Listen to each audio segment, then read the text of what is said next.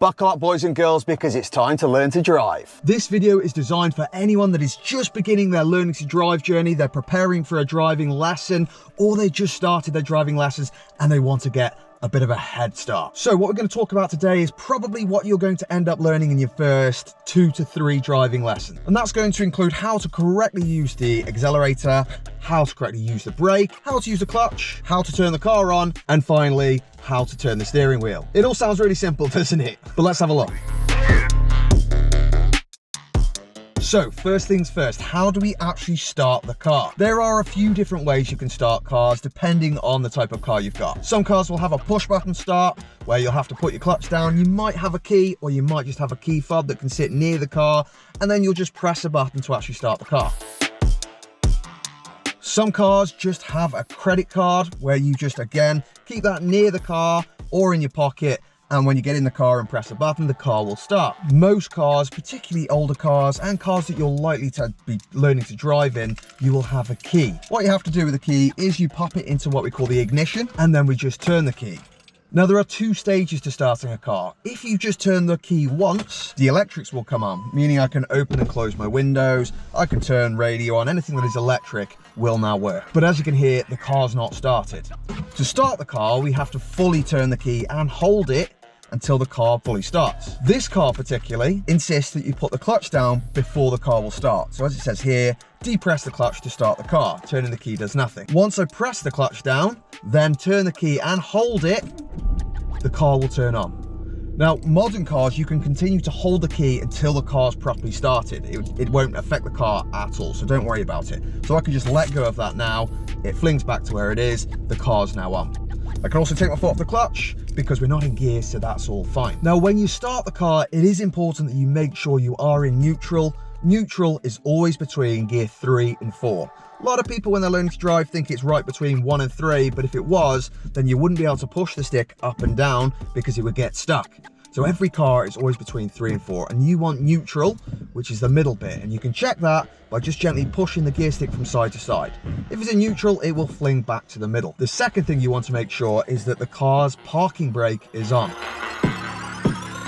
Some cars will have a standard parking brake, which is just a lever in the middle of the car that you can pull up until it resists to show the parking brake's on. And if you want to put it back down to release the parking brake, you'll press the button in and put it all the way down and then release the button. So in any manual car, you are going to have 3 pedals. You're going to have the accelerator, which is on the right-hand side. You're going to have the brake, which is in the middle. You're also going to have a clutch, which is on the left-hand side. Easiest way to remember this is A, B, C, or the other way around, CBA, can't be asked. Our right foot is the only foot we're ever going to use for the accelerator or the brake, because you never want to brake and accelerate at the same time. Our left foot we only use for the clutch, and when we're not using the clutch, we just move our left foot slightly to the left, and there's almost like a fake pedal there to rest your foot. You're gonna have to find yourself getting used to that pretty quick, otherwise you're gonna end up with a real achy ankle. Now, the first thing to keep in mind is we are going to make a lot of mistakes at this stage. Luckily, the further we get through the driving, the less mistakes we tend to make. But at the beginning, there's going to be plenty, and that's okay. What I always say to my learners is God gave us legs, not cars. So that's why it takes so much time and effort to learn to drive. It's not like swimming, it's not like running, it's not a natural thing. We have to put a lot of time and a lot of practice into it. Now, we're going to focus on the brake and the clutch here. Now, when we're learning to drive, people often think they're either on or off. You either press that accelerator down or you're off the accelerator. And the same with the brake. They think it's an on-off switch where you press the brake and it's either on, or you're not pressing the brake and it's off. And it's not like that. It's more about how hard you actually press them. And that takes a bit of getting used to, because chances are we haven't had to use our feet for anything like this before. Think of it more like playing Call of Duty on the PlayStation controller. If you aren't really accurate with those joysticks, you are not going to last long. The pedals are exactly the same.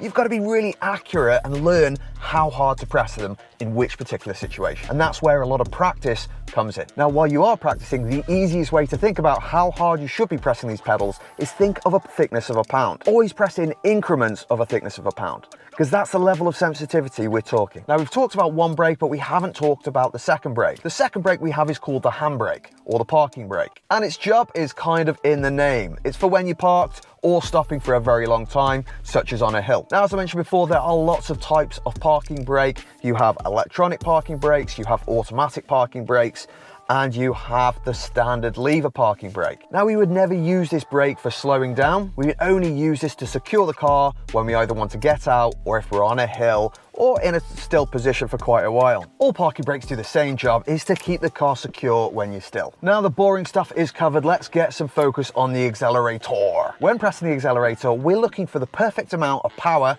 to get the car moving, but not so much that we waste fuel and we put extra wear and tear on the car that we don't actually need to. But the most important one that you should be focusing on is the sound of the engine. No! Too much acceleration is going to sound a lot like this. Not enough is going to sound a lot like this. You can also tell by looking at the RPM gauge. It's how many thousand times the engine moves per minute. The ideal spot in most situations to get the bite is anywhere between 1,500 revs and 2,000 revs. That would sound a bit like this. That is the perfect sound for getting the bite and actually moving the car. If it's slightly over, like this, that's absolutely fine. If it's under, like this, that's not fine. Because if you're under, you're going to stall. If you're over, you're not going to stall. If you're on a hill, chances are you're going to need a bit more gas. And that's because the car needs a bit more power to get up that hill. Now, unfortunately, this is just half the story because we also need to use the clutch. If this is helping, by the way, you can have the absolute full Monty of learning to drive in my online driving course, which you can find on the link somewhere around here. Have a look. Get your driver's license faster and cheaper than ever with our online driving course. Sign up now and start learning at your own pace. Let's get this video started. It's going to save you money, it's going to save you time in your driving lessons. Now the dreaded clutch. Now the clutch does take a little bit more getting used to than the other two pedals. That's just because a lot of it is down to understanding what it actually does and then just practice, practice, practice. The first and most important thing to understand when we're learning to drive is anything less than 5 miles per hour, your accelerator isn't controlling your speed. Your clutch is actually controlling your speed. Your accelerator is just telling the engine to get ready for the go. Here goes. While your car is in gear, you have 2 plates. One is the engine plate. When you lift that clutch up, you're going to start bringing those plates closer together. You're going to continue to do this until the plates are just gently touching. In most cars, this is going to be around the halfway point, although it can vary from car to car. Now in my car, when you bring the clutch up, it starts to almost give a gentle rev. And that's how you know that you are very close to the bite point. Now this is the point where the plates are just starting to touch, but not heavily. This is giving your engine and your wheels a chance to gently connect and allow the car to start moving at less than 5 miles per hour. When you think you've got the bite point, you're going to release the handbrake and you're going to continue to gently raise that clutch until the car starts to move. Now when I say starts to move, it needs to be anywhere between 1 and 2 miles per hour. Once you hit that point that the car is actually starting to move forward, you're going to hold the clutch very still. Here's a demonstration. My handbrake's already off because I'm not on a hill. So all I'm going to do is set my gas to around 1,500 revs, and I'm continuing to raise the clutch until the car begins to move. There we go, the car's starting to move. I'm now just holding my clutch completely still. Then I'm going to release it by the increment of a thickness of a pound, and that goes slightly more. And then again, I'm going to release it thickness of a pound until I'm above 5 miles per hour. 5 miles per hour is key because that's the speed that the engine thinks it's going. That's the speed the engine wants to go. Anything above that, your clutch is now done, finished. Now, I'm not going to lie to you, this is going to take some practice. The key points here are 1, be super gentle with that clutch, bring it in and give the car a chance to catch up with the speed. If you just continue to raise it, that's when you're going to stall. Here's an example. My parking brake's off, I've set my gas, I'm going to raise the clutch too quickly, which is going to connect the plates far too fast, and this is when we stall the car. Here we go. And that was because I didn't set my gas enough or I lifted my clutch up too far, both of which are going to lead to a stall. Now the bike's covered, let's talk about steering. Steering again is a pretty important part of driving. Some people don't struggle with it at all. Some people, it's the worst thing in the world. This video, by the way, has taken me at least 5 to 10 hours to complete. So if you could show some love by giving it a quick like, that would be much appreciated. So first of all, how do we hold the wheel? Well, pretty much anywhere above the top half of the wheel is absolutely fine. There is no such thing as 2 and 10 anymore. Ideally recommended 9 and 3, but it doesn't actually matter as long as it's in the top half. The bottom half, the problem is you're using your wrists. Your hands don't bend back very well. Wrists aren't good. That's why you wouldn't grab the bottom. You've got less control. You may have also heard people say, don't cross your arms. And yes, back in the day, that was probably a thing, but it's not anymore. For driving test purposes, the examiner would not mark you down for crossing your arms. Although it is still recommended to do the pull-push technique, which doesn't include crossing arms. Now, normally when you learn to drive, after a couple of lessons, once you've got the steering right, the pull-push technique normally falls into place and the crossing arms naturally go. But if it doesn't, then don't worry about it too much. It's not the end of the world. Now, steering is a lot like jogging. You have to look where you want to go. Now, the biggest mistakes we make when we're learning to drive is we either look at our hands as we're turning the wheel, or we'll look right at the road right here, or sometimes when we're at a junction we might look at the other way so long that when we're turning we end up going straight ahead. And the reason for this is because our hands follow our eyes. Wherever we're looking, that's where our hands tend to want to go. If you're running down the road staring at the floor, probably going to be quite a scary experience. The other problems we have when we're steering is it takes time to turn the wheel. It might only take 2 to 3 seconds, but that's 2 to 3 seconds that your car is still moving in the wrong direction. So when we turn around a corner, sometimes at a junction, we continue to turn the wheel until we suddenly realize we need to straighten up. But then it takes another 2 or 3 seconds of going the wrong direction now, and that's where we either end up on the curb or we end up swinging onto the other side of the road. The best bit of advice I can give you is when you're turning a corner, give it a half turn and then give the car a chance to actually turn, and then remember that you're going to have to turn back about a second earlier than you actually need to be straight. Does that make sense? Let me know in the comments if that makes sense. So as you near the point of straightness, approximately a second before, that's when you need to slowly start to straighten your wheel. If you wait till your car's completely straight and then start straightening your wheel, that's going to take another second or two of now continuing to turn the wrong way. And that's not good. Not good for you. So a bit like the pedals, we have to turn the wheel in increments. We start off with a half turn. We see if the car's turning enough. I'm expecting the car to be going anywhere between 1 and 3 miles an hour around any corner. So it's not like the car's going fast. So if it's not quite enough, we're going to have time to give it another half turn and then give the car a chance to see if it's following the pattern we want. If it is, hold. If it's not, give it some more, or less as the case may be. Now, because this video is very much focused on how we can move the car and stop the car, that's what we're going to do now. We're going to put all of this that we've talked about into practice of actually getting this car moving and stopping. Now, when you start your driving lessons and you learn to do this moving off and stopping, your driving instructor is probably going to say something along the lines of, when it's safe to do so, can you pull over on the left? I know the driving examiner definitely would. The problem is, because we're already very close to the curb, when we start moving and we hear the words, let's pull over on the left, we suddenly think, oh, let's turn that wheel right round. And we don't want to turn the wheel at all, because that's when we're going to head straight up the curb.